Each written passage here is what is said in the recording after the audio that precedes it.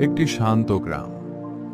গ্রামের শেষে একটি বিশাল পুরনো বট গাছ।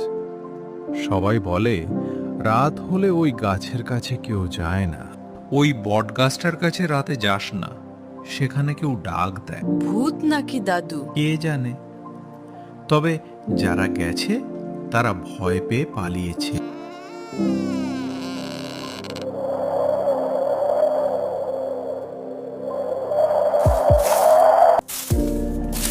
দাদা, কেউ যেন বাইরে হাঁটছে। চলো দেখি।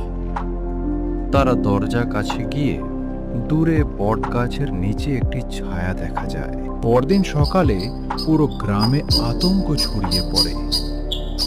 কাল রাতেও সেই ছায়া দেখা গেছে।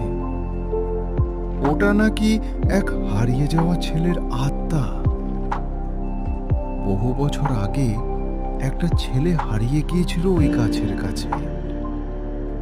সবাই ভয়ে কথা বললেও রাহুলের মনে কৌতূহল বাড়তে থাকে। আমি সত্যিটা বের করব। রাহুল ও মিতা চিমনি নিয়ে রাতে যায়।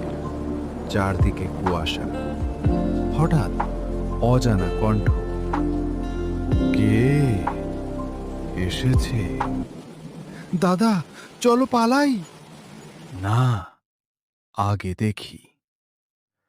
তারা সামনে এগোতেই একটি ছোট ছেলে দেখা যায়।